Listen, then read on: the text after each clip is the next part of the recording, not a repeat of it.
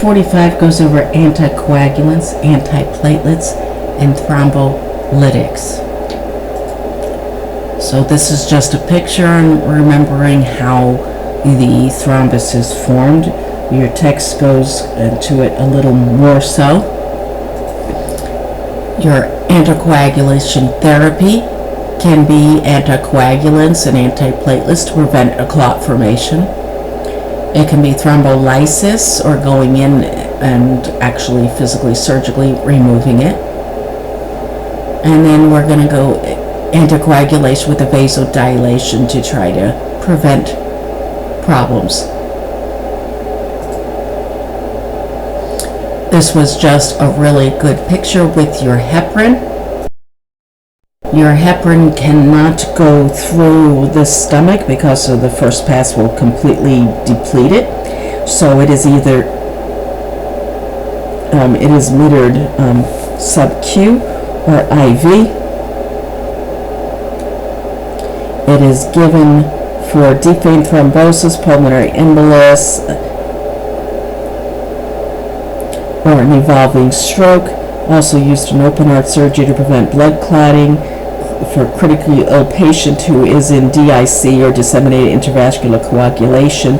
When they get into DIC, they are just forming little microclots everywhere, so the heparin is to stop that.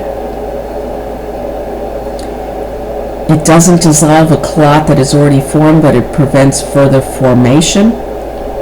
It inhibits the conversion of fibrinogen to fibrin.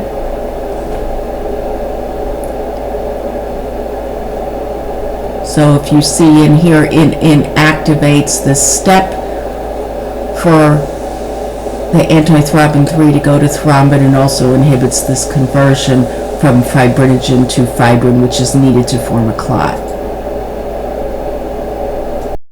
This was a good picture in taking you through. I like this, controlling the conversion relay. I inhibit the clotting time as I leave your system. You can convert faster with your teammates. Watch for spontaneous bleeding starting in the mucous membranes, rectal, oral, nasal passages, vasospasms, ecchymosis, or hypersensitivity, so check your PTT. Heparin interferes with the conversion of fibrinogen to fibrin and prothrombin with thrombin, which creates the product for clotting. Heparin helps to control or prevent deep vein thrombosis, pulmonary embolysis, and DIC. Doesn't have to break up clots, it just delays their formation. This talks about your clotting times. For your when you're on heparin, you are doing your partial prothrombin time, or PTT, and you are doing your prothrombin time in your INR. I had not seen this before. I thought this was pretty good mnemonic. Willie Dick Heparin helps.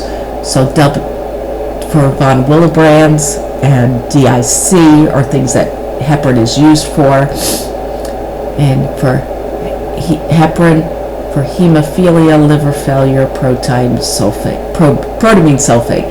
So protamine sulfate is your antidote if for heparin overdose or too much bleeding, PTT too high.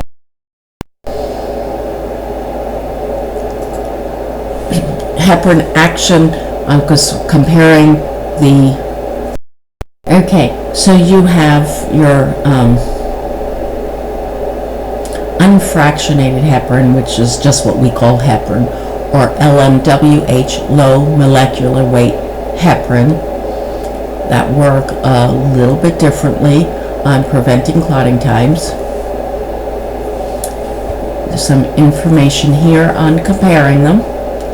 So here is your heparin, which can be given sub-Q or IV. One of your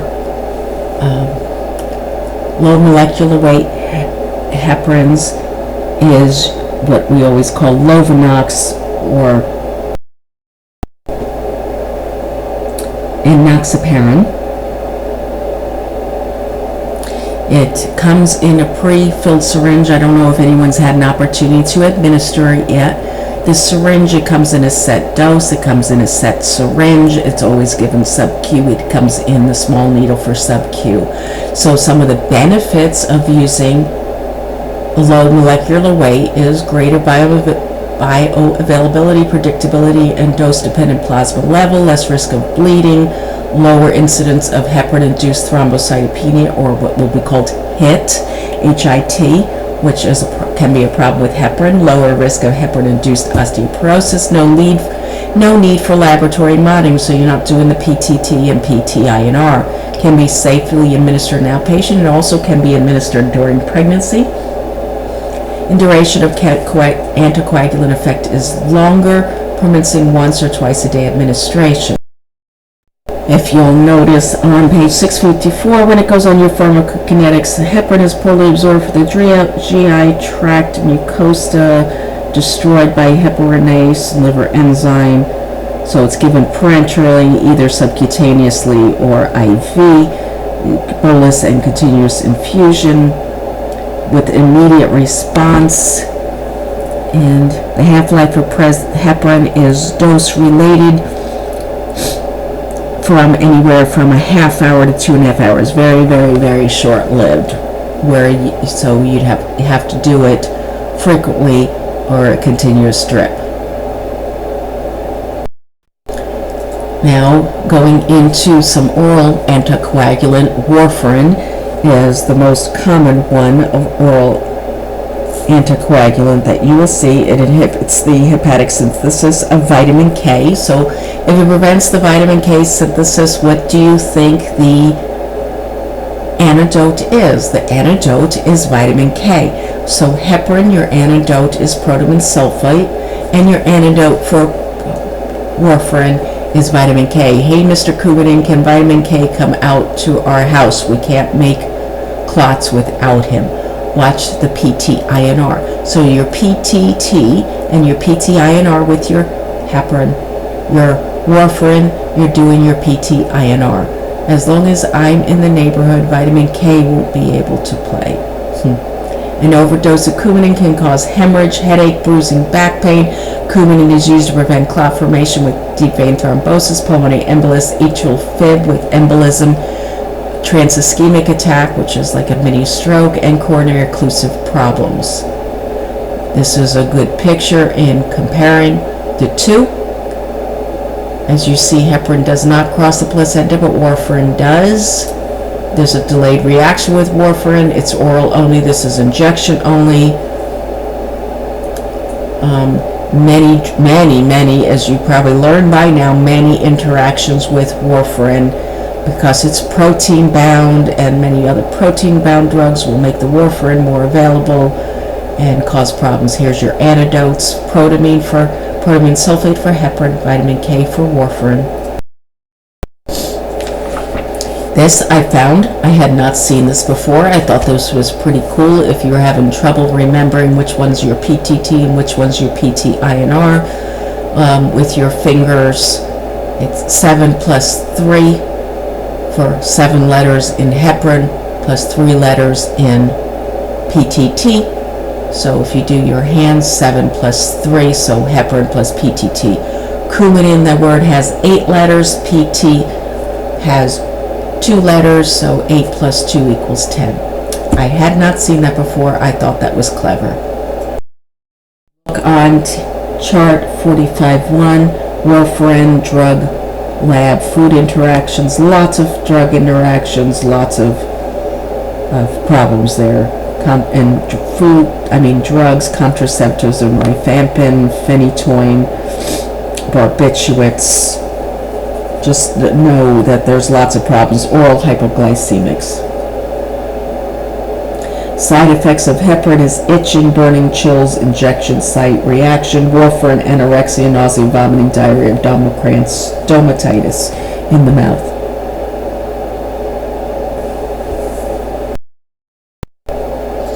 NUR anticoagulants, these XA inhibitors. This again was a good picture.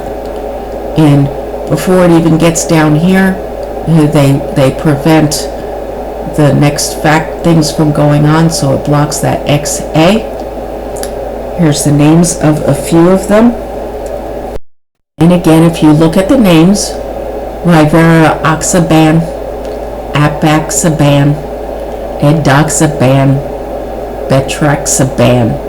So that aban, A-B-A-N on the end are XA inhibitors. So it has the XA in the name. They're XA inhibitors. They are always given orally, and it's to prevent deep vein thrombosis or pulmonary emboli for those going for different surgeries if they're at risk for it, and indirectly inhibits the XA, preventing blood clots.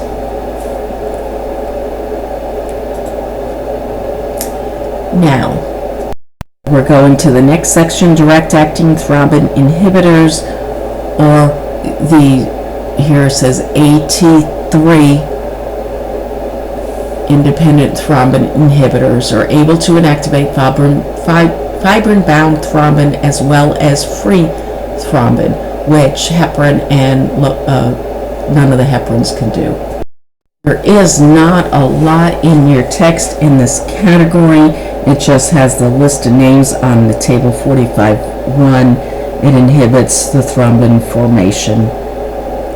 So I'm going to just move on from there on to the next section.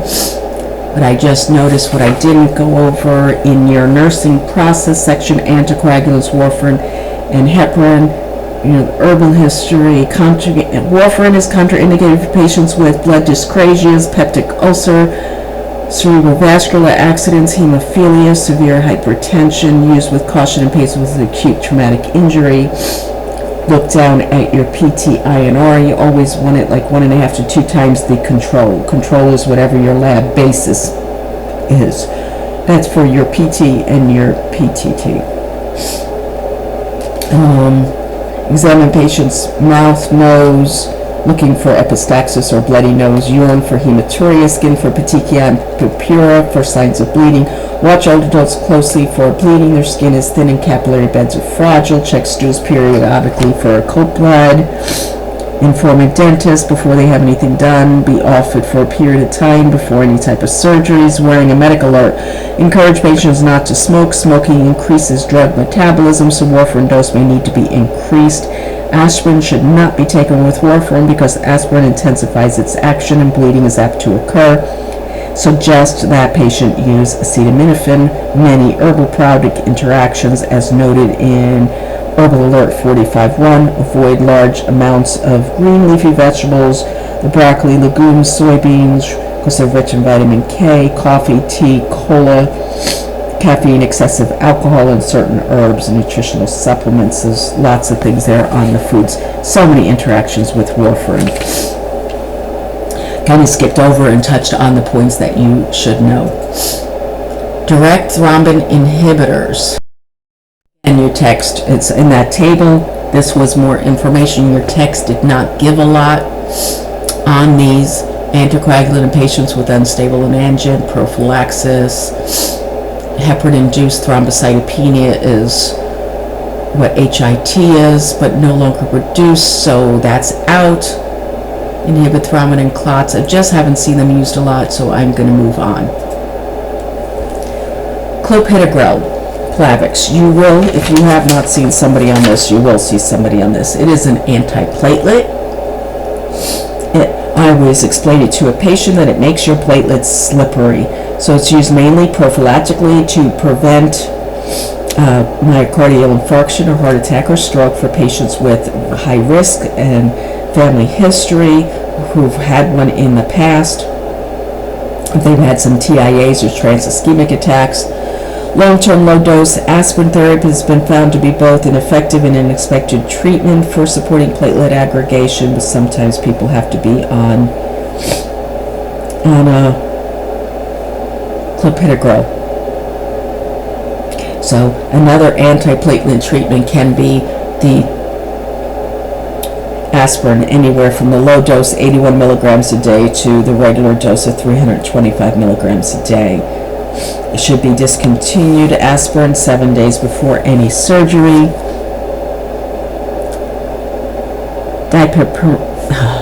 Dipyridamide, which was persantine, used to be used a lot more before clopidogrel came out. There's a few other names listed here, but that's the clopidogrel. Ticlopine, similar effects as aspirin, but they are known as adenosine diphosphate antagonists, which I'm not going to make you have to remember that. So clopidogrel is an antiplatelet drug frequently used after MI and stroke, and you will see that. And sometimes it is prescribed with an aspirin. Again, is highly protein bound. This picture is good. Platelets for peaceful aggregation. We have rights. We can't stick together now that we are apart because they are slippery. All right, break it up. No gathered when Plavix is around. Plavix clopidogrel works by inhibiting platelet aggregation and dilating the vascular bed. So it makes them slippery so they don't cling together, dilates the bed so they can move apart and prevent more clots.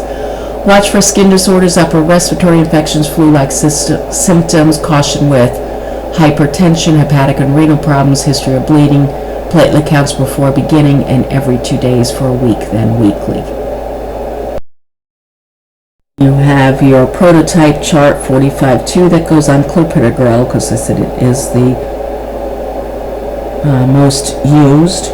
Many drug interactions, ones that may cause bleeding or increase the effects of it. Prolonged breathing time. Herbs may increase bleeding when taken with ginger, garlic, ginkgo, fever, flu, and green tea. Adverse hypotension, bronchospasm, life-threatening blood dyscrasias, aplastic anemia, flu-like symptoms. And notice the herbal alert 45.2.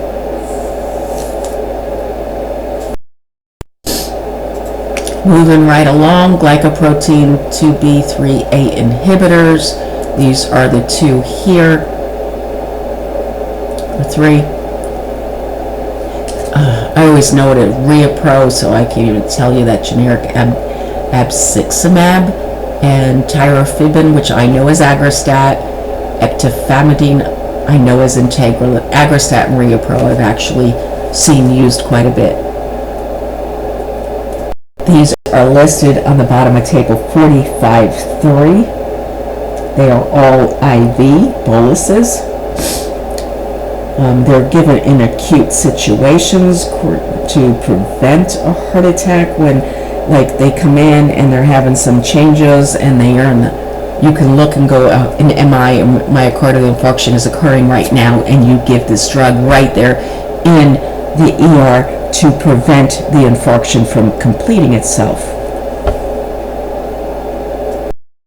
This has all the thrombolytics to restore the fibrin, disintegrate. Thrombolytic is administered with 4 hours after an acute MI. Normally I've seen it given like when it's occurring. Necrosis resulting from the blocked artery is prevented or minimized, yes, because your heart attack goes through the tissue wall and tissue dies, so it prevents it or minimizes, stops it before it goes all the way through the all the walls of the heart.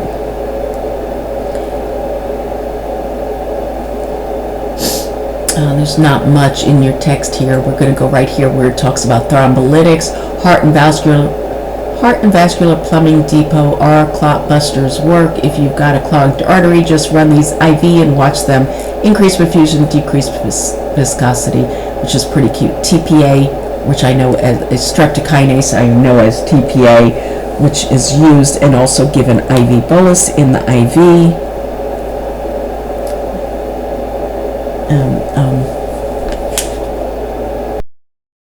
You have your prototype chart 45.3.